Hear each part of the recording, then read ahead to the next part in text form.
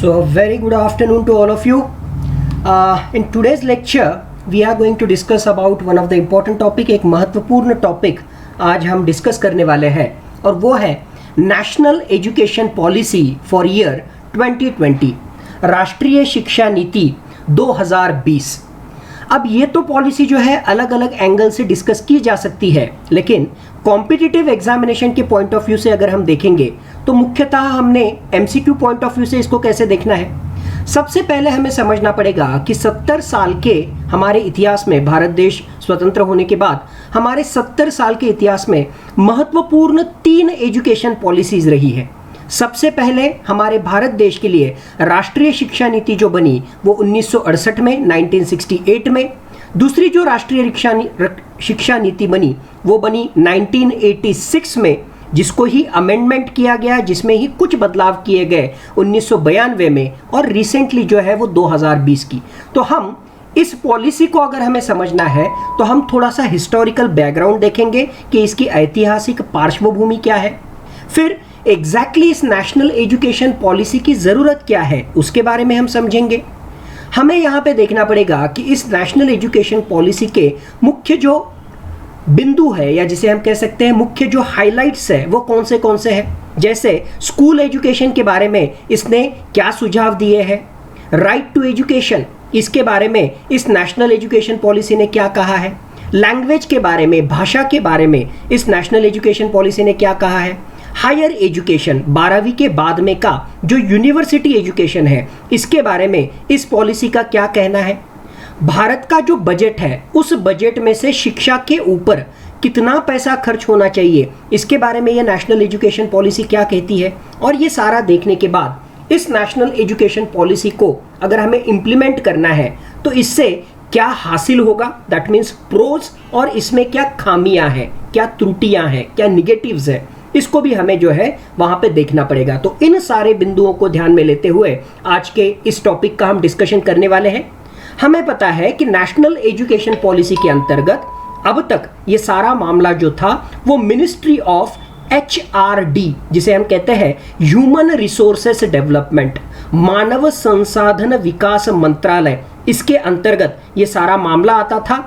अब national education policy 2020 ने कहा है कि इस मिनिस्ट्री ऑफ HRD का नाम बदलकर अब हम रख देंगे ministry of education. So point number 1, अब से या जब नेशनल एजुकेशन पॉलिसी अस्तित्व में आ जाएगी तो मिनिस्ट्री ऑफ HRD की जगह पे उसको हम क्या कहेंगे, मिनिस्ट्री ऑफ एजुकेशन, शिक्षण मंत्रालय, ऐसा जो है उसको हम वहां पे कहेंगे। करेक्ट। सो पहला मामला जो हो गया HRD की जगह पे मिनिस्ट्री ऑफ एजुकेशन। अब अगला प्रश्न निर्माण होता है कि जैसे हमने देखा 1968 में, 1986 में, 1992 में और अब 2020 में हम नेशनल एजुकेशन पॉलिसी बनाने वाले हैं, तो सबसे पहला प्रश्न आपके मन में आता होगा कि सरकार इस तरह की नेशनल एजुकेशन पॉलिसी क्यों बनाती है। हमें जैसे पता है कि किसी की देश की जो लोक संख्या होती है, जो जनसंख्या होती है, उस जनसंख्या में का जो यूथ, या जिसे हम कह सकते हैं कि जो नौजवान वर्ग है, यूथ सेक्शन है, तो ये यूथ पॉपुलेशन जो है उस देश के विकास में बड़ी कारगर भूमिका जो है वहां पे हमेशा उसकी रहती है।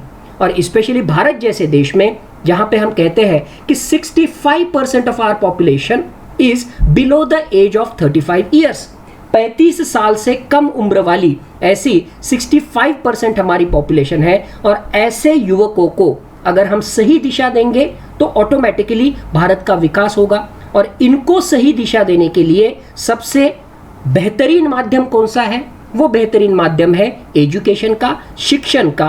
तो ये शिक्षण की नीति, ये शिक्षा की नीति अगर सही तरीके से रहेगी तो ऑटोमेटिकली हमारा युवक वर्ग, हमारा युवा वर्ग वो सही दिशा में होगा और ultimately it will result into development of the nation. हमारे देश का जो है वो विकास होगा। इसके लिए एजुकेशन पॉलिसी का बड़ा महत्व होता है।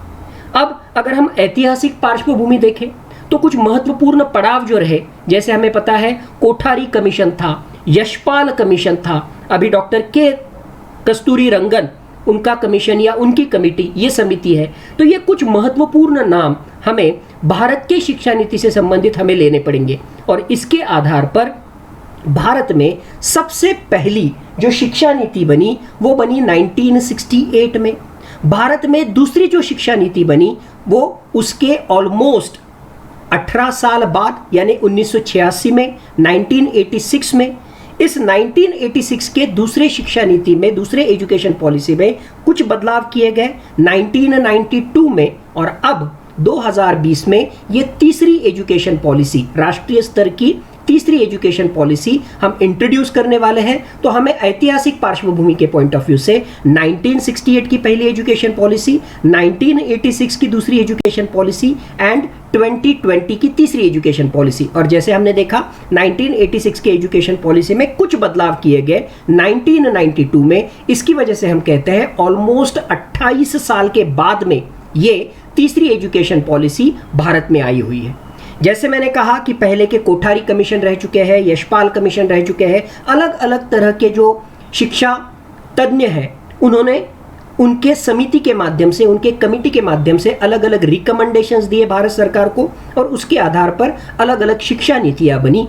ये तीसरी जो शिक्षा नीति, भारत की राष्ट्रीय शिक्षा नीति जो बनी है, नेशनल एजुकेशन पॉलिसी जो बनी है, उसमें आपको दो महत्वपूर्ण नाम वहां पे याद रखना जरूरी है।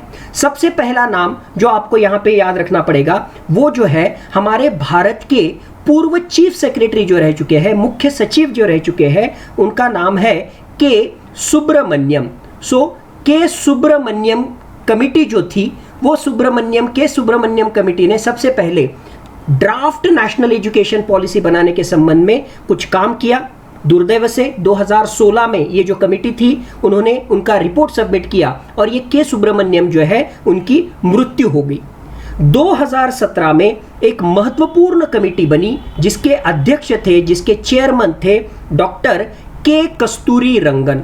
अब डॉक्टर के कस्तूरी रंगन ये नाम हमने पहले भी सुना हुआ है क्योंकि डॉक्टर के कस्तूरी रंगन भारत के इसरो के पूर्व चेयरमैन रह चुके हैं। इसरो हमें पता है जो space research organisation, Indian space research organisation, अंतरिक्ष में जो संशोधन होता है उससे संबंधित भारत की जो संस्था है उस संस्था के वो अध्यक्ष रह चुके हैं। और ये पूर्व इसरो के अध्यक्ष डॉक्टर के कस्तूरी रंगन, इनकी अध्यक्षता में, इनके चेयरमैनशिप में 2017 में एक समिति उसका गठन किया गया और उस समिति के रिकमेंडेशंस के आधार पर, सुझाव के आधार पर ये ड्राफ्ट नेशनल एजुकेशन पॉलिसी या अभी की राष्ट्रीय शिक्षा नीति, थर्ड नेशनल एजुकेशन पॉलिसी, उसका जो है गठन किया गया। सो बेसिकली हमें ये बैकग्राउंड पता चाहिए, पहली, दूसरी और तीसरी शिक्षा एजुकेशन पॉलिसी और उससे संबंधित डॉक्टर के कस्तूरी रंगन कमेटी का उसमें क्या कंट्रीब्यूशन रहा ये हमें पता चाहिए। अब एग्जैक्टली ये नेशनल एजुकेशन पॉलिसी में कौन से महत्वपूर्ण पॉइंट्स यहाँ पे कहे गए हैं, ये ऑलमोस्ट 300 प्लस पेजेस का डॉक्यूमेंट है, बट उसका जो समरी दिया हुआ है 60 ऑड पेजेस का, उस समरी के अनुसार हमें पता चलता है कि कुछ महत्वपूर्ण बातों पर इस नेशनल एजुकेशन पॉलिसी ने एम्फेसाइज किया है, फोकस किया है। तो वो मुद्दे कौन से हैं? सबसे पहला मुद्दा जो है वो है नेशनल एजुकेशन, या जिसे हम कह सकते हैं स्कूल एजुकेशन, शालेय शिक्षण हम जिसे कहते हैं, उस शालेय शिक्षण के बारे में इस नेशनल एजुकेशन पॉलिसी ने कुछ बात कही है। अब हमें पता है अब तक की हमारी जो नेशनल एजुकेशन पॉलिसी थी, यानी दूसरी जो नेशनल एजुकेशन पॉलिसी थी, उसके अंतर्गत भारत में स्कूल एजुकेशन किस तरह का है, उसे हम कहते हैं कि भारत में का जो स्कूल एजुकेशन है वो स्कूल एजुकेशन 10+2 ये सिस्टम हमारे पास है। 10+2 यानी क्या? हमें पता है कि 10वीं तक हम स्कूल में जाते हैं, फिर 10वीं में जो है बोर्ड की एग्जाम होती है, हम उसे कहते हैं SSC, और फिर ये एग्जाम पास करने के बाद 11th एंड 12th यानी 10वीं में एक बोर्ड एग्जामिनेशन होगी, 12वीं में बोर्ड एग्जामिनेशन होगी, और उस आधार पर आपको जो है कॉलेज में एडमिशन मिलेगा, आपको अलग अलग यूनिवर्सिटी के कोर्सेस में एडमिशन मिलेगा। तो उसे हम कहते हैं 10+ एजुकेशन, स्कूल एजुकेशन सिस्टम। अब ये 10+ स्कूल एजुकेशन सिस्टम जो है उसमें कुछ बदलाव आने वाला है, और 10+2 की जगह पे अभी जो सिस्टम आने वाली है वो आने वाली है 5+3+3+4, यानी 10+2 की जगह पे आएगा 5+3+3+4। इसका मतलब क्या? अब तक हम कंसिडर करते थे पहली से 10वीं और 11वीं 12वीं, इसकी वजह से हम कैसे कहते थे 10+2। अब जो नेशनल एजुकेशन पॉलिसी है वो कहती है कि 5 इनिशियल 5 जो शुरू होते हैं वो पहले स्टैंडर्ड से या फर्स्ट से ना शुरू होते हुए, जिसे हम कहते हैं early childhood care and education, in simple terms हम जिसे कहते हैं pre primary education. Again in simplest term हम जिसे कहते हैं नर्सरी वाला एजुकेशन।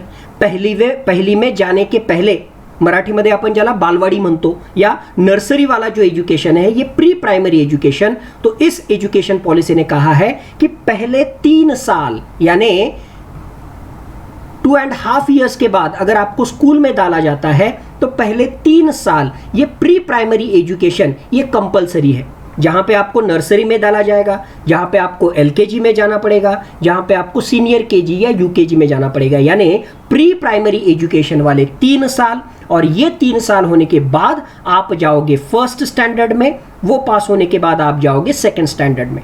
यानी पहले डायरेक्टली एडमिशन जो होता था वो फर्स्ट स्टैंडर्ड में होता था, अब स्कूल एजुकेशन हम कंसीडर करेंगे 3 प्री प्राइमरी ईयर्स वाला एजुकेशन, वो भी हम कंसीडर करेंगे। इसकी वजह से पहली के पहले का 3 ईयर का education and first and second ऐसे 3+2 5 ईयर्स, तो पहले 5 साल इसको हम कंसीडर करेंगे। तो ये पहले 5 साल होने के बाद में ये जो बच्चा है ये कहाँ तक पहुँचेगा, सेकेंड स्टैंडर्ड तक पहुँचेगा। सेकेंड स्टैंडर्ड तक पहुँचने के लिए उसको 5 साल का स्कूल का एजुकेशन वहाँ पे लेना पड़ेगा।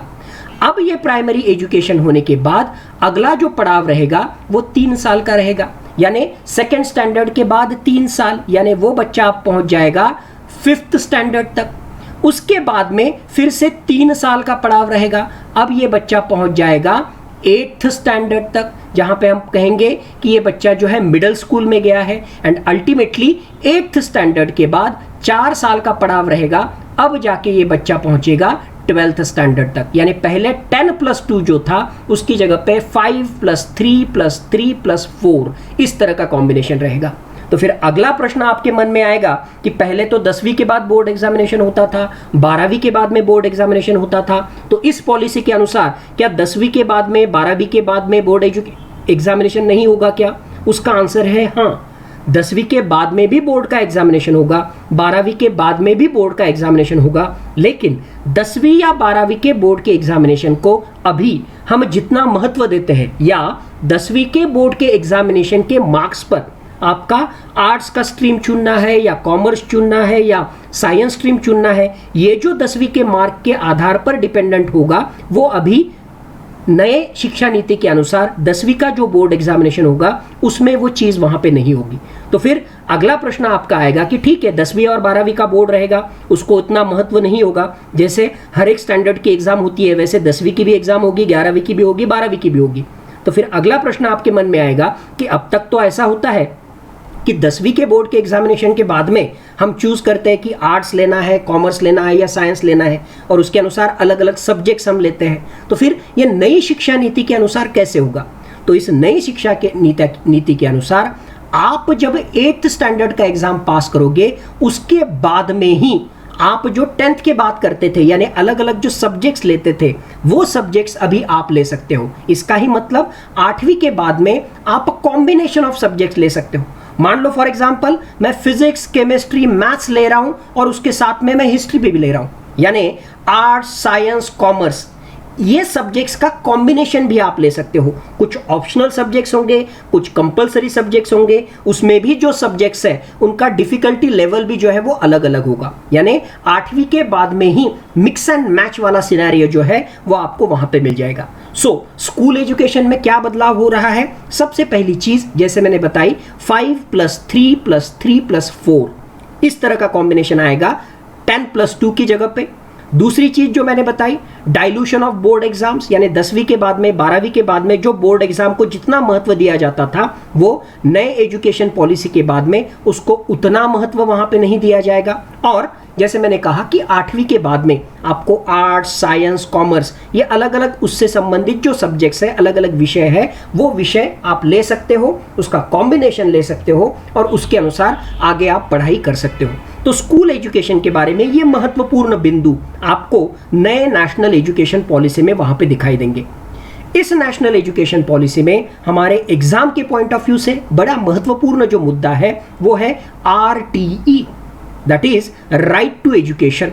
हमें पता है शिक्षा का अधिकार, और भारतीय राज्य घटना के अनुसार हमें पता है कि भारतीय राज्य घटना के अनुसार article 21A, we are aware, article 21A of Indian constitution that is related with right to education. और अब तक का आर्टिकल 21A क्या कहता है कि if you are in the age group of 6 to 14 years, 6 से 14 साल तक के उम्र के जो बच्चे हैं उनको free and compulsory primary education, प्राथमिक शिक्षण 6 से 14 साल के बच्चों को फ्री मिलेगा, मुफ्त मिलेगा और वो कंपल्सरी रहेगा। इस तरह का ये राइट टू एजुकेशन है, यानी ये सरकार की जिम्मेदारी है कि हमारे देश का हर एक बच्चा जिसकी उम्र 6 साल से 14 साल तक की है उन बच्चों को प्राथमिक प्राइमरी एजुकेशन फ्री मिले, उनको कंपल्सरी मिले। अब ये नई नेशनल एजुकेशन पॉलिसी क्या कहती है? नई नेशनल एजुकेशन पॉलिसी कहती है कि ये दायरा हमें बढ़ाना है। अब तक सिर्फ 6 से 14 साल तक के उम्र के बच्चों को जो free and compulsory primary education हम देते थे, अब वो दायरा बढ़ा के हमें क्या करना है? 3 to 18 ईयर्स। अब ये हमें ध्यान में रखना है, 6 to 14 की जगह पे 3 to 18 ईयर्स। इसका ही मतलब क्या? जब से बच्चा primary education, pre primary education उसका शुरू हो जाएगा, जब से वो नर्सरी में जाएगा at the age of 3 years, तब से लेके 18 ईयर्स तक, यानी उसका 12वीं होने तक टोटल स्कूल एजुकेशन सरकार ने इस तरह का सारा बंदोबस्त करना चाहिए कि उसके माध्यम से 3 to 18 ईयर्स के जो बच्चे हैं उनको पूरा का पूरा स्कूल एजुकेशन उनको compulsory and free of cost मिले। इसके लिए सरकार को खर्चा करना पड़ेगा, इसके लिए सरकार को स्कूल की संख्या बढ़ानी पड़ेगी, टीचर्स की संख्या बढ़ानी पड़ेगी, digitalization of education, computerization of education, इससे संबंधित अलग अलग काम करना पड़ेगा। तो ये एक महत्वपूर्ण बिंदु, ये पॉइंट जो है आपको ध्यान में रखना है। Right to education 3 to 18 years, इसका ही मतलब प्री प्राइमरी स्कूल से लेते हुए 12वीं तक राइट टू एजुकेशन का दायरा जो है बढ़ाने का सुझाव इस नेशनल एजुकेशन पॉलिसी में दिया गया है। इसका ही मतलब अब क्या होगा? राइट टू एजुकेशन में पहले सिर्फ मिड डे मील स्कीम, यानी बच्चा स्कूल में जाएगा तो सिर्फ दोपहर का खाना, मध्याह्न भोजन उसको जो है फ्री में मिलता था अगर वो राइट टू एजुकेशन के अंतर्गत स्कूल में वहां पे जाता है। अब 3 to 18 ईयर्स के बच्चों को राइट टू एजुकेशन के अंतर्गत apart from mid day meal, उसको मध्याह्न भोजन के सिवा उसको जो है ब्रेकफास्ट भी दिया जाए, ये भी वहां पे किया गया है। इसका मतलब क्या है? हमें पता है कि ये मिड डे मील स्कीम क्यों आई। इसके माध्यम से बच्चे जो है वो स्कूल में आए, इसका मतलब हमारा शिक्षण का स्तर बढ़े, शिक्षा का स्तर बढ़े, ग्रॉस एनरोलमेंट रेशो बढ़े, बच्चों को जो है स्कूल में आने के लिए एक तरह का इंसेंटिव मिले, एंड साइमल्टेनियसली अगर वहाँ पे पौष्टिक भोजन वहाँ पे मिलेगा तो ग्रामीण भाग के, आदिवासी भाग के जो बच्चे हैं उनमें कुपोषण का जो प्रश्न है, उनका हेल्थ से संबंधित जो प्रश्न है, उससे भी हमें छुटकारा मिले। यानी हेल्थ और एजुकेशन इन दोनों को कंबाइन करने के लिए ये मिड डे मील स्कीम थी, जिसके साथ में ये राइट टू एजुकेशन भी जोड़ा गया। और अब नए एजुकेशन पॉलिसी के अंतर्गत मिड डे मील स्कीम के साथ ही सुबह का जो है ब्रेकफास्ट भी उनको प्रोवाइड किया जाए, ऐसा भी सुझाव वहां पे दिया है। दूसरी एक महत्वपूर्ण चीज जो राइट टू एजुकेशन से संबंधित ही है और नेशनल एजुकेशन पॉलिसी में कही गई है, that is related with GER, that is gross enrolment ratio. मराठीमध्ये आपण ज्याला म्हणतो पटनोंदणी, इसका मतलब स्कूल एडमिशन। ज्यादा से ज्यादा बच्चे जो है वो स्कूल में जाए।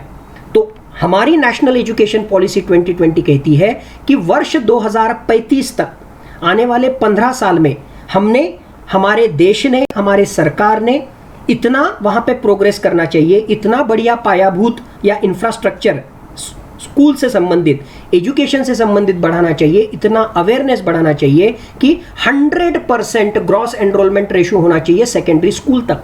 इसका मतलब 11वीं से, इसका मतलब 12वीं तक का जो स्कूल है, तो 12वीं तक के स्कूल तक जो है हर एक बच्चा जाना चाहिए। वो विलेज हो, वो आदिवासी एरिया हो, वो शहर हो, कोई भी बच्चा गरीबी की वजह से, कोई भी बच्चा किसी भी कारण की वजह से वो शिक्षण से वंचित ना रहे, कम से कम उसको 12वीं तक का एजुकेशन मिल जाए। अब आर्टिकल 21 क्या कहता है, अब राइट टू एजुकेशन क्या कहता है कि कम से कम उसको प्राइमरी एजुकेशन मिले। अब हम वो दायरा बढ़ा के कह रहे हैं कि कम से कम जो है सेकेंडरी स्कूल तक, 12वीं तक हर एक बच्चा वर्ष 2035 तक वहाँ पे स्कूल में जाना चाहिए, यानी gross enrolment ratio of 100% in secondary schools. And similarly हमने जो है हायर एजुकेशन का भी ग्रॉस एनरोलमेंट रेशियो हमें बढ़ाना है अप टू 50%, क्योंकि क्या होता है बच्चे थोड़ा बहुत पढ़ते हैं और स्कूल ड्रॉप आउट हो जाते हैं गरीबी की वजह से, अलग अलग कारणों की वजह से।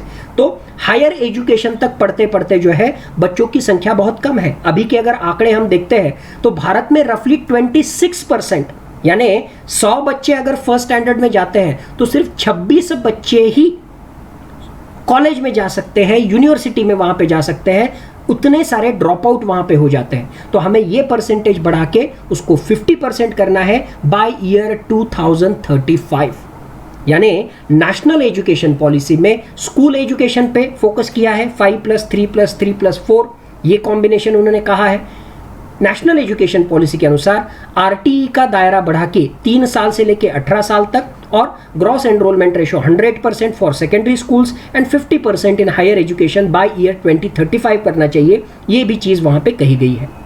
तीसरा जो एक महत्वपूर्ण मुद्दा यहाँ पे कहा गया है इस नेशनल एजुकेशन पॉलिसी में, वो है लैंग्वेज से संबंधित, भाषा से संबंधित। इस नेशनल एजुकेशन पॉलिसी ने पुरजोर तरीके से यहाँ पे कहा है कि बच्चों को एजुकेशन, आफ्टर ऑल एजुकेशन हम किसके लिए देते हैं, उनका व्यक्तित्व सुधारे, उनको नई बातों का पता चले और उसके माध्यम से जो है उनके जीवन में उनका विकास हो।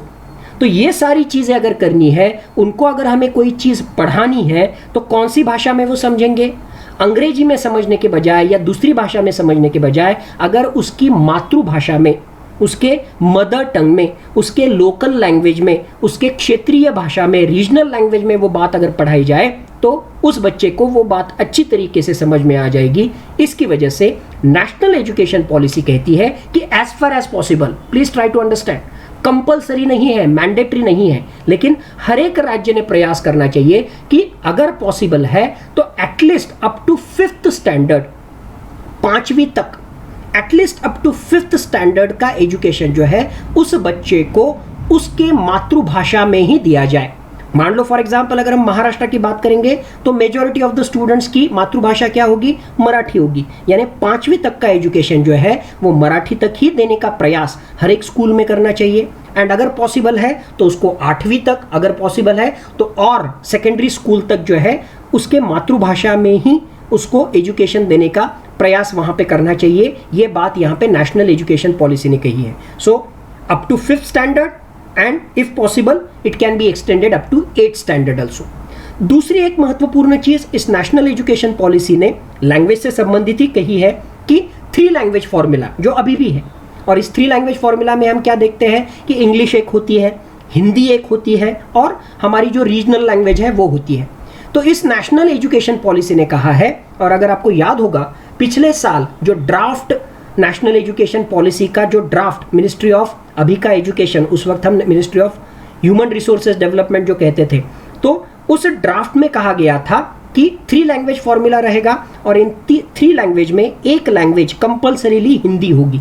तो जो सदर्न स्टेट थे, तमिलनाडु था, आंध्र प्रदेश था, केरला था, उन्होंने जो है इसका विरोध किया। उन्होंने कहा कि कंपल्सरी हिंदी आप क्यों कर रहे हो, ये तो जो है नॉर्थ इंडियन की हिंदी भाषा जो है वो कंपलसरी है, हमारे लिए आप कंपलसरी ना करो। इसकी वजह से नेशनल एजुकेशन पॉलिसी 2020 जो फाइनल पॉलिसी अभी आई है उसमें हिंदी कंपलसरी नहीं रखा गया, 3 लैंग्वेज फॉर्मूला है। इस 3 लैंग्वेज फॉर्मूला में जो है वो राज्य डिसाइड करेगा कि वहाँ पे वो 3 भाषा कौन सी रहेगी। एक तो ऑफकोर्स मदर टंग रहेगी और बाकी 2 जो भाषाएं रहेगी उस भाषा में हिंदी हो सकता है, उस भाषा में इंग्लिश हो सकता है, उस भाषा में फ्रेंच हो सकता है, कोई भी लैंग्वेज हो सकती है। लेकिन एक इंपॉर्टेंट कंडीशन यहाँ पे डाली है कि एक तो मदर टंग रहेगी ही, रीजनल लैंग्वेज, मातृभाषा वो तो वहाँ पे रहेगी ही, लेकिन बाकी बचे हुए जो 2 लैंग्वेजेस है वो दोनों के दोनों लैंग्वेजेस फॉरेन लैंग्वेज नहीं रह सकते। इसका मतलब मान लो अगर हम महाराष्ट्र की बात कर रहे हैं तो एक लैंग्वेज मराठी रहेगी, बाकी 2 लैंग्वेज में आप इंग्लिश एंड फ्रेंच, या मान लो इंग्लिश एंड लैटिन, या मान लो इंग्लिश एंड जर्मनी, इस तरीके से नहीं रख सकते हो। क्यों? क्योंकि बाकी 2 लैंग्वेजेस जो रहेंगे वो लैंग्वेजेस फॉरेन लैंग्वेजेस हो जाएंगे। यानी आपको एक मराठी रखनी पड़ेगी, एक आपको जो है हिंदी रखनी पड़ेगी या मान लो कन्नड़ा रखनी पड़ेगी या तेलुगु रखनी पड़ेगी, यानी भारतीय भाषा। कम से कम 2 जो है वो भारतीय भाषा चाहिए और 1 जो है वो फॉरेन लैंग्वेज ले सकते हैं। 2 फॉरेन लैंग्वेजेस वहां पे अलाउड नहीं होंगे। क्यों? क्योंकि ये सारी बात जो है हर यानी राष्ट्रीय स्तर पर या सेंट्रल गवर्नमेंट के लेवल पर नहीं, तो एजुकेशन, शिक्षण, ये जो है कॉन्करेंट सब्जेक्ट में आता है, समवर्ती सूची हम जिसे कहते हैं। इसका मतलब राज्य को भी उस विषय से संबंधित कानून बनाने का अधिकार है और केंद्र सरकार को भी कानून बनाने का अधिकार है। अगर केंद्र सरकार कोई कानून बनाता है और बोलता है कि सारे के सारे राज्य यही फॉर्मूला यूज करेंगे, यही 3 लैंग्वेज रहेंगे, तो वो राज्य बोलेंगे नहीं नहीं, हम जो है हिंदी नहीं करेंगे, हम जो है तेलुगु नहीं करेंगे, हम जो है तमिल नहीं करेंगे। तो उस राज्य को जो है वो स्कोप चाहिए। क्यों? क्योंकि भारतीय राज्य घटना के अनुसार ये एजुकेशन, ये विषय जो है कॉन्करेंट सब्जेक्ट में आता है। उस राज्य को भी वो नियम बनाने का अधिकार है, कानून बनाने का अधिकार है। इसकी वजह से ये कंपलसरी नहीं किया गया है, सिर्फ सजेस्ट किया गया है कि 5वीं तक मातृभाषा में एजुकेशन दे दो और 5वीं के बाद में भी पॉसिबल है तो मातृभाषा में, और उसके साथ में ही जो है वो यहाँ पे 3 लैंग्वेज वाला फॉर्मूला जो है जिसमें 2 फॉरेन लैंग्वेजेस नहीं चाहिए, ये बात भी वहाँ पे कही गई है। अब चौथा जो महत्वपूर्ण मुद्दा है जिसको हमें यहाँ पे ध्यान में लेना होगा वो है हायर एजुकेशन से संबंधित। यहाँ पे कुछ चीज़ें जो है हायर एजुकेशन से संबंधित भी कही गई है। जैसे नेशनल एजुकेशन पॉलिसी में हमने देखा कि स्कूल एजुकेशन के बारे में, राइट टू एजुकेशन के बारे में, लैंग्वेज के बारे में और हायर एजुकेशन के बारे में भी कुछ चीज़ कही है। यानी स्कूल एजुकेशन तो आपका हो गया, अप टू 12th स्टैंडर्ड जो है इस 5+3+3+4 इस फॉर्मूला के अंतर्गत आपका स्कूल एजुकेशन हो गया। अब व्हाट नेक्स्ट? अब आपको यूनिवर्सिटी के लिए जाना है, आपको ग्रेजुएशन के लिए जाना है, पोस्ट ग्रेजुएशन के लिए जाना है। तो इसके लिए इस नेशनल एजुकेशन पॉलिसी ने क्या कहा है? इसके लिए उन्होंने कहा है कि 12वीं के बाद पूरे भारत के तौर पर यानी राष्ट्रीय स्तर पर एक ही एग्जाम होगी। उस एग्जाम को हम कहेंगे CEE, that is common entrance examination. Bharat के स्तर पर कॉमन एंट्रेंस एग्जामिनेशन। और ये एंट्रेंस एग्जामिनेशन कौन लेगा? ये जो है राष्ट्रीय स्तर की एक संस्था होगी जिसका नाम होगा NTA, नेशनल टेस्टिंग एजेंसी। तो राष्ट्रीय स्तर की नेशनल टेस्टिंग एजेंसी द्वारा भारत के सारे बच्चे जिन्होंने 12वीं तक का एजुकेशन कंप्लीट किया है और जिनको अभी यूनिवर्सिटी के अलग अलग कोर्सेज के लिए BA, BSc, BCom जो कोई अलग अलग कोर्सेज हैं, इन कोर्सेज के लिए एडमिशन लेना है, उनके लिए कॉमन एंट्रेंस एग्जामिनेशन वहां पे रहेगी। और ये एग्जामिनेशन किसके द्वारा कंडक्ट की जाएगी? National testing agency. ओके, और इसके लिए वो कौन सी एग्जाम कंसिडर करेंगे? उसके लिए जो है there will be common aptitude test, वहां पे रहेगी कॉमन एप्टीट्यूड टेस्ट। यानी ये एक मल्टीपल चॉइस क्वेश्चन एग्जाम रहेगी जिसमें 2 पेपर रहेंगे। एक पेपर जो है जिसे हम कहते हैं कॉमन एप्टीट्यूड, जिसमें बेसिक, जिसे हम कह सकते हैं बुद्धिमत्ता चाशनी या मेंटल एबिलिटी रहेगा, जिसमें कुछ जनरल नॉलेज वाले क्वेश्चन रहेंगे, जिसमें कुछ इंग्लिश वाले क्वेश्चन रहेंगे, और जनरल एप्टीट्यूड वाला एक पेपर रहेगा। और दूसरा जो पेपर रहेगा, आपको जिस कोर्स के लिए एडमिशन लेना है, फॉर एग्जाम्पल मुझे हिस्ट्री में बैचलर ऑफ आर्ट्स करना है 12वीं के बाद में, तो कंपल्सरीली मुझे कॉमन एडमिशन टेस्ट का एक एप्टीट्यूड, कॉमन एप्टीट्यूड टेस्ट का वो एप्टीट्यूड वाला तो पेपर देना ही देना है। और दूसरा पेपर कौन सा रहेगा? हिस्ट्री से संबंधित रहेगा। मान लो फॉर एग्जांपल मुझे साइंस करना है, फिजिक्स में करना है, तो मुझे दूसरा पेपर कौन सा देना पड़ेगा? मुझे हिस्ट्री का देने की जरूरत नहीं, मुझे पेपर देना पड़ेगा फिजिक्स का। यानी आप जिसमें स्पेशलाइजेशन या जिसमें ग्रेजुएशन करना चाहते हो उससे संबंधित एक पेपर और एक कॉमन एप्टीट्यूड वाला पेपर, इस तरह का रहेगा। ये हायर एजुकेशन में लिया जाएगा। ये एक महत्वपूर्ण सुझाव हमारे नेशनल एजुकेशन पॉलिसी 2020 में दिया है। दूसरी और एक महत्वपूर्ण बात जो इसमें कही गई है, उन्होंने कहा है कि HECI, इसका मतलब higher education council of India नाम की एक रेगुलेटरी ऑथोरिटी रहेगी। इसका मतलब क्या? अब क्या होता है, जो अलग अलग तरह के कोर्सेस होते हैं, अलग अलग तरह की यूनिवर्सिटीज़ है। फॉर एग्जांपल हमारी जो है बाबा साहेब अम्बेडकर मराठवाड़ा यूनिवर्सिटी है, पुणे यूनिवर्सिटी है, पंजाब यूनिवर्सिटी है, दिल्ली यूनिवर्सिटी है। तो अलग अलग इन यूनिवर्सिटीज़ के जो कोर्सेस हैं उनको रेगुलेट करने के लिए, उनके ऊपर सुपरविजन रखने के लिए एक महत्वपूर्ण संस्था होती है। और हमें पता है उस संस्था को हम कहते हैं UGC, यूनिवर्सिटी ग्रांट्स कमीशन, विद्यापीठ अनुदान आयोग। इस तीसरी शिक्षा नीति जो यहाँ पे कही गई है उसके अनुसार ये जो यूजीसी नाम की संस्था है ये संस्था चली जाएगी।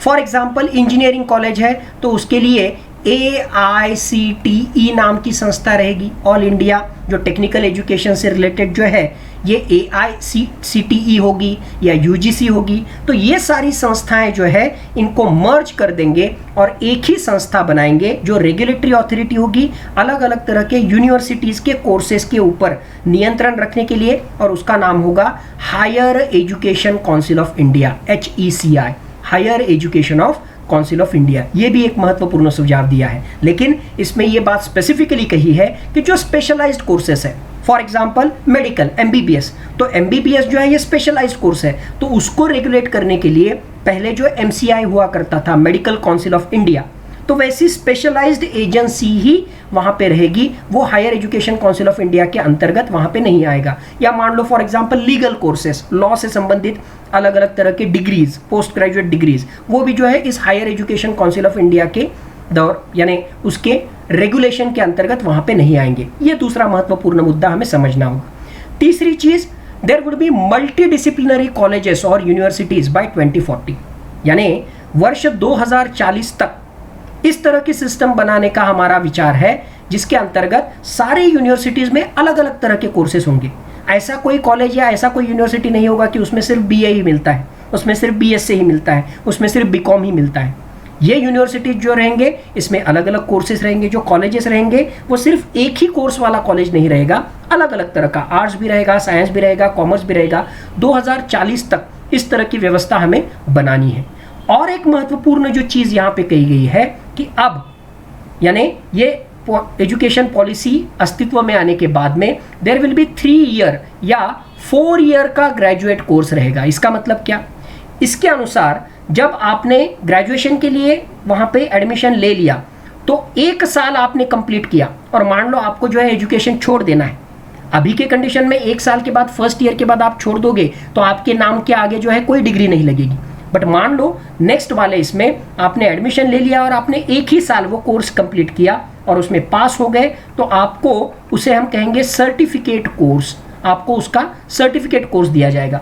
सेकेंड ईयर तक आपने किया और छोड़ दिया तो आपको उस विषय के संबंध में डिप्लोमा आपको मिलेगा। आपने 3 साल तक किया तो आपको उस विषय के संबंध में डिग्री मिलेगी। और आपने 4th ईयर या उसके बाद में वहाँ पे किया तो फिर रिसर्च एंड एडवांस्ड वाला मामला जो है वो कंसिडर किया जाएगा। यानी 4 साल के या 3 साल के डिग्री कोर्स में एग्जिट ऑप्शन आपको मिलेगा फर्स्ट ईयर के बाद, सेकंड ईयर के बाद, थर्ड ईयर के बाद, और उसके अनुसार सर्टिफिकेट कोर्स या डिप्लोमा कोर्स या डिग्री सर्टिफिकेट जो है वो आपको वहाँ पे मिलेगा। तो इस बात को भी जो है हमें वहाँ पे ध्यान में लेना होगा कि इस तरह का 4 year graduate course with exit options, ये भी ऑप्शन हमारे इस तीसरे नेशनल एजुकेशन पॉलिसी 2020 ने दिया हुआ है।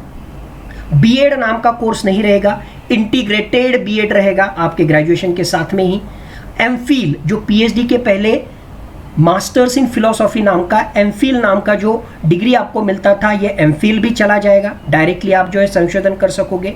और ये यूनिवर्सिटीज, कॉलेजेस, यहाँ पे फॉरेन यूनिवर्सिटीज या फॉरेन कॉलेजेस भी भारत में जो है उनको हमने अलाउ किया है। अगर वो यहाँ पे अलग अलग तरह के यूनिवर्सिटीज एस्टेब्लिश करना चाहते हैं या कॉलेजेस एस्टेब्लिश करना चाहते हैं तो हायर एजुकेशन के लिए उनको भी हमने परमिशन दी है। यानी हायर एजुकेशन में भी कुछ महत्वपूर्ण बदलाव इस नेशनल एजुकेशन पॉलिसी 2020 ने दिए गए हैं।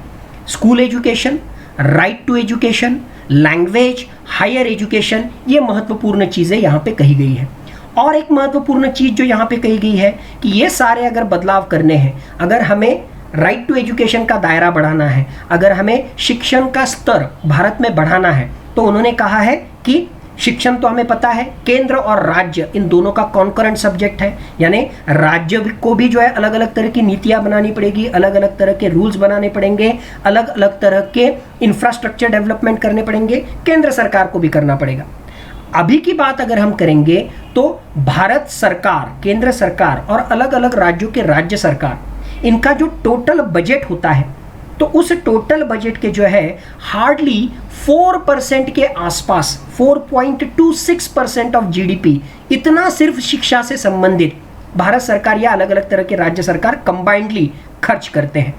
नेशनल एजुकेशन पॉलिसी कहता है कि कम से कम 6% ऑफ जीडीपी, हमारा जो सकल घरेलू उत्पादन है उसका या हमारे बजट का कम से कम 6% इतना अमाउंट हमने शिक्षा के ऊपर खर्च करना चाहिए। तो ये भी एक महत्वपूर्ण मुद्दा हमें यहाँ पे ध्यान में लेना होगा, तभी जाके जो है राइट टू एजुकेशन का दायरा बढ़ाने की जो बात है वो अस्तित्व में आ सकेगी। But unfortunately this is the fact कि 1968 के पॉलिसी में भी उस वक्त के कोठारी कमीशन ने कहा था कि जो है 6% ऑफ जीडीपी एजुकेशन पे खर्च किया जाए। 1986 के पॉलिसी के पहले भी कहा गया था। सो ऑन पेपर ये होता है, लेकिन पैसा खर्च करने की जब बात आती है तब भारत सरकार या राज्य सरकार इतना पैसा एजुकेशन के ऊपर खर्च करने से जो है कतराती है, कहीं ना कहीं वो पीछे रह जाती है। So basically national education policy को समझने के लिए आपको सबसे पहली चीज जो समझनी जरूरी है, हिस्टोरिकल बैकग्राउंड, कुछ फैक्ट्स, कौन सी पॉलिसी है, कौन से कमिटीज है। दूसरी चीज हमें समझनी जरूरी है कि एग्जैक्टली इस नेशनल एजुकेशन पॉलिसी में कौन सी महत्वपूर्ण बातें कही गई है। स्कूल एजुकेशन से संबंधित क्या कहा है, राइट टू एजुकेशन से संबंधित क्या कहा है, लैंग्वेज के बारे में क्या कहा है, हायर एजुकेशन के बारे में क्या कहा है, कितना खर्चा शिक्षा के ऊपर खर्च करना चाहिए, इसके बारे में क्या कहा है। ये हो गया दूसरा महत्वपूर्ण area. And third most important thing, here comes the analysis वाला पार्ट। बैकग्राउंड समझ में ले लिया, एग्जैक्टली नेशनल एजुकेशन पॉलिसी की महत्वपूर्ण चीजें समझने की हमने कोशिश की। अब एनालिसिस वाला पार्ट, विश्लेषण वाला पार्ट, जो इंटरव्यू के लिए, मेंस एग्जामिनेशन के लिए आपको काम में आएगा कि exactly what are the pros and cons, क्या पॉजिटिव्स है, क्या निगेटिव्स है इस नेशनल एजुकेशन पॉलिसी 2020 के। तो पहले हम पॉजिटिव चीजें इसको समझने की कोशिश करते हैं। तो पॉजिटिव चीजें क्या है, जैसे हमें पता है कि शिक्षा का बड़ा महत्व है और भारत जैसे देश में अगर हमें भारत को अग्रसर बनाना है, डेमोग्राफिक डिविडेंड हम जिसे कहते हैं, हमारा युवा वर्ग, हमारा कल का फ्यूचर, बच्चे, स्टूडेंट्स, इनका भविष्य, उनको अगर सही दिशा देना है तो हमारा एजुकेशन ये बड़ा महत्वपूर्ण रोल प्ले करता है। और हर एक बच्चे तक ये एजुकेशन पहुंचना चाहिए, हर एक गांव तक, हर एक गरीब बच्चे तक, हर एक आदिवासी बच्चे तक ये एजुकेशन पहुंचना चाहिए। और इसके लिए हमें right to education, article 21A के अंतर्गत जो राइट टू एजुकेशन है उसके ऊपर हमें ज़्यादा तवज्जो देनी पड़ेगी, ज़्यादा फोकस करना पड़ेगा। और इसीलिए इस नेशनल एजुकेशन पॉलिसी में जो बात कही गई है कि सिर्फ 6 to 14 ईयर्स, 6 से 14 साल का उम्र वाले बच्चों को हमने फोकस करने के बजाय ये दायरा बढ़ा के 3 साल से लेके 18 साल तक के बच्चों को फ्री एंड कंपलसरी एजुकेशन देने का प्रयास सरकार ने करना चाहिए। ये इस नेशनल एजुकेशन पॉलिसी का पॉजिटिव पार्ट है। दूसरा पॉजिटिव पार्ट, इस नेशनल एजुकेशन पॉलिसी ने फोकस किया है कि एटलीस्ट 5th स्टैंडर्ड तक and if possible 8th standard तक जितना पॉसिबल है मातृभाषा में एजुकेशन देने की कोशिश करो, जिससे क्या होगा, बच्चों में उस शिक्षण से संबंधित रुचि बढ़ेगी, बच्चों का ग्रास्पिंग पावर, समझना, वो चीज़ समझना, ये जो है बढ़ जाएगा। सो मातृभाषा का जो है हमेशा फायदा होगा। विश्व में बहुत सारे ऐसे देश हैं जहाँ पे मातृभाषा में एजुकेशन दिया जाता है। Best example is your China. और आज चाइना जो है सुपर पावर है, अलग अलग टेक्नोलॉजिकल फील्ड में भी जो है वो सुपर पावर है। क्यों? क्योंकि वहाँ पे मातृभाषा में। कोरिया जैसा एग्जाम्पल है, जापान जैसा एग्जाम्पल है। सो मातृभाषा में एजुकेशन ये बड़ा महत्वपूर्ण रोल प्ले करता है। और तीसरे नेशनल एजुकेशन पॉलिसी में ये भी एक महत्वपूर्ण चीज़ वहाँ पे कही है। तीसरी महत्वपूर्ण चीज़, पॉजिटिव एस्पेक्ट हम देख रहे हैं इस नेशनल एजुकेशन पॉलिसी में, जैसे हमने देखा है कि मल्टी डिसिप्लिनरी कोर्सेस, 8वीं के बाद में भी आप साइंस वाले, आर्ट्स वाले, कॉमर्स वाले सब्जेक्ट्स कंबाइंड ले सकते हो, या साइमल्टेनियसली आप 12वीं के बाद में ही एक ही बार आप BA and BSc simultaneous course कर रहे हो, BA या BCom, या मान लो डॉक्टर बनते बनते, MBBS बनते बनते आपने जो है BA का कोर्स भी कंप्लीट कर लिया। यानी ऐसा जो है कॉम्बिनेशन, मल्टी डिसिप्लिनरी एस्पेक्ट इस कोर्स के अंतर्गत या इस एजुकेशनल पॉलिसी के अंतर्गत जो है वो अलाउड किया है, जो बहुत अच्छी बात है।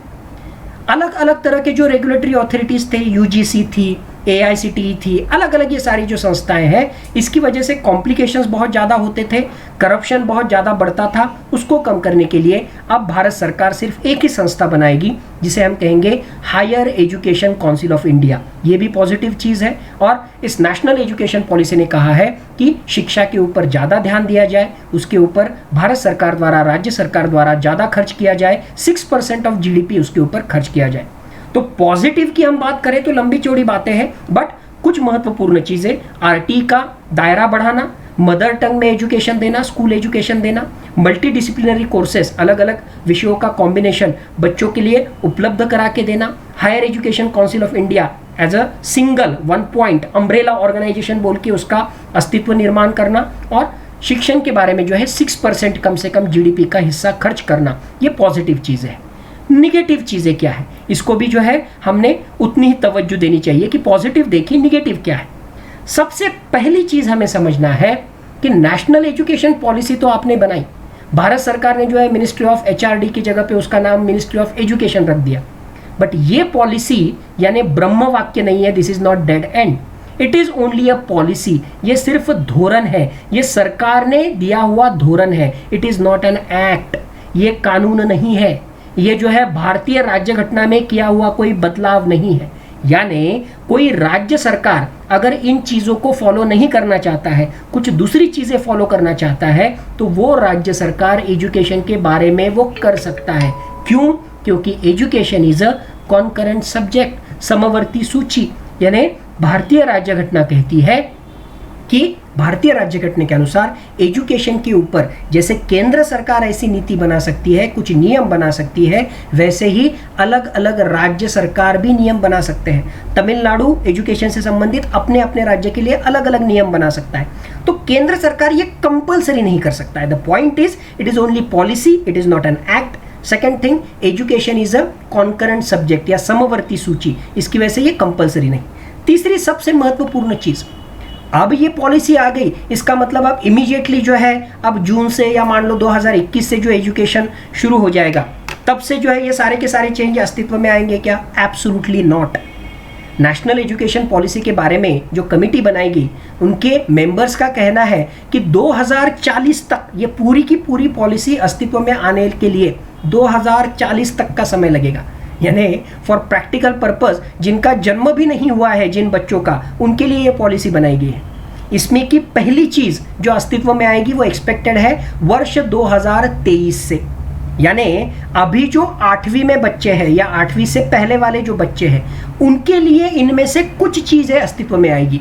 ऑलरेडी जो बच्चे 10th स्टैंडर्ड में हैं, ऑलरेडी जो बच्चे 11th स्टैंडर्ड में हैं, उनके लिए इस नेशनल एजुकेशन पॉलिसी की कोई भी चीज लागू वहां पे नहीं होगी। सो टाइम बाउंड मैनर में, और इसको जो है आने वाले सालों में 10 साल, 20 साल, 30 साल का समय जो है इसके लिए लग सकता है, और वो भी इतने समय के बाद में भी ये सारी की सारी चीज़ें इंप्लीमेंट होगी ही या नहीं, इसके बारे में डाउट है। चौथी महत्वपूर्ण चीज़, हम क्रिटिक्स देख रहे हैं, निगेटिव पॉइंट्स देख रहे हैं। चौथी महत्वपूर्ण चीज़ इस पॉलिसी के बारे में कहने के लिए तो ऑन पेपर आपने कहा है कि मातृभाषा में एजुकेशन देना चाहिए, बट आज का सिनेरियो हम देखते हैं तो हर एक शहर में क्या, हर एक तालुका में, हर एक गाँव में इंग्लिश एजुकेशन का एक फैड है। वहाँ पे जो है अलग अलग तरह की प्राइवेट संस्थाएं, अलग अलग तरह के कॉरपोरेट सेक्टर वाली स्कूल्स वहाँ पे एस्टेब्लिश हुई है। तो इतना इजीली इंग्लिश स्कूल जो है हमारे एजुकेशन सेक्टर से नहीं जाएगी। मेरा तो कहना है कि ये जाना इम्पॉसिबल है, क्योंकि इतना अर्थ कारण उससे संबंधित जुड़ा हुआ है कि मातृभाषा में कंपलसरी मातृभाषा में एजुकेशन देना ये पॉसिबल नहीं होगा। English schools are going to be there, corporate schools are going to be there, commercialization of education is going to be there. सिर्फ नेशनल एजुकेशन पॉलिसी आने की वजह से ये सारे बदलाव वहाँ पे होंगे, ऐसा समझना ये कहीं ना कहीं जो है ये गलत होगा। ये भी एक नेगेटिव पॉइंट हमें इस नेशनल एजुकेशन पॉलिसी के बारे में वहाँ पे कंसिडर करना है। And amendment in right to education, बातें तो कही गई कि 3 वर्ष से लेकर 18 वर्ष तक, यानी ऑलमोस्ट 12वीं तक, प्री प्राइमरी स्कूल से लेकर 12वीं तक राइट टू एजुकेशन का दायरा बढ़ाना है। राइट टू एजुकेशन का दायरा बढ़ाना है, इसका मतलब आपको जो है 30 स्टूडेंट के पीछे एक टीचर की नियुक्ति करना है। यानी आपको ज़्यादा टीचर्स की नियुक्ति करनी पड़ेगी, आपको ज़्यादा क्लासेस बनाने पड़ेंगे, आपको ज़्यादा स्कूल्स कंस्ट्रक्ट करने पड़ेंगे। स्कूल से संबंधित जो चीज़ें हैं, डिजिटलाइजेशन है, कंप्यूटराइजेशन है, उसके ऊपर ज़्यादा खर्चा करना पड़ेगा। तो सचमुच में भारत सरकार उतना खर्चा करने वाला है क्या, या सिर्फ ये पेपर पे ही रहने वाला है, या राइट टू एजुकेशन का दायरा बढ़ाना है। इसकी वजह से अब जो राइट टू एजुकेशन से संबंधित जो नियम है, जो अलग अलग तरह के यार्डस्टिक्स या अलग अलग तरह के जो नियम रखे हुए हैं, उस नियम को डाइल्यूट कर देंगे, उसके ऊपर जो है ध्यान नहीं देंगे, ऐसा कुछ हो सकता है क्या? यानी जो अच्छी चीज़ राइट टू एजुकेशन के माध्यम से हमने शुरू की है, इस पॉलिसी के माध्यम से दायरा बढ़ा के उसका डाइल्यूशन ना हो जाए, ये भी कहीं ना कहीं एक डर मन में है। तो what is more important thing, on paper तो आपने पॉलिसी दी, इसका इम्प्लीमेंटेशन, याची अंमलबजावनी, इसको सचमुच में जो है आप किस तरीके से प्रैक्टिकली इंप्लीमेंट करने वाले हो, ये देखना जो है बड़ा महत्वपूर्ण होगा। पिछले 7 दशकों में जो अलग अलग तरह की national education policy I, on paper तो बहुत सारी बातें कही गई, बट इन रियलिटी जो है सचमुच में इन स्पिरिट उसमें से बहुत कम चीज़ें जो है वो इम्प्लीमेंट हो पाई। तो इन सारी बातों को ध्यान में लेते हुए आपको नेशनल एजुकेशन पॉलिसी के पॉजिटिव भी पता चाहिए, अच्छी शुरुआत है, बट आपको निगेटिव भी पता चाहिए, और इसका इम्प्लीमेंटेशन कितना समय लगेगा ये डिसाइड करेगा कि national education policy whether it is a success और इट इज़ अ फेल्यूर। तो ये टॉपिक हमें समझने के पॉइंट ऑफ व्यू से, एग्जाम पॉइंट ऑफ व्यू से, फैक्चुअल चीज़ें जो मैंने यहाँ पे लिखी हुई है ये हमें पता चाहिए, उसका हिस्टोरिकल बैकग्राउंड हमें पता चाहिए, एग्जैक्टली इस पॉलिसी में क्या है ये पता चाहिए, इस पॉलिसी के पॉजिटिव्स क्या है हमें पता चाहिए, इस पॉलिसी के निगेटिव्स क्या है ये पता चाहिए, और उसको हमें पॉजिटिव नोट पे कंक्लूड करना आना चाहिए।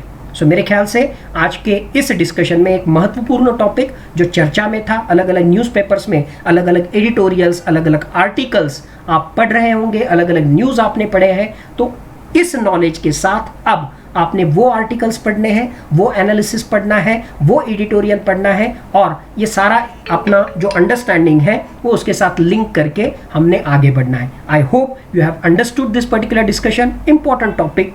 एक बार फिर से उसको रिवाइज कर लीजिए, फिर से चाहिए तो ये वीडियो वहाँ पे देखिए और खुद के नोट्स बनाइए, और एक बार ये टॉपिक पक्का हो गया तो जो नई चीज़ें आती है वो उसमें ऐड करते जाइए। I hope there are no doubts, आपको जो है ये टॉपिक समझ में आ गया। With this words, thank you very much.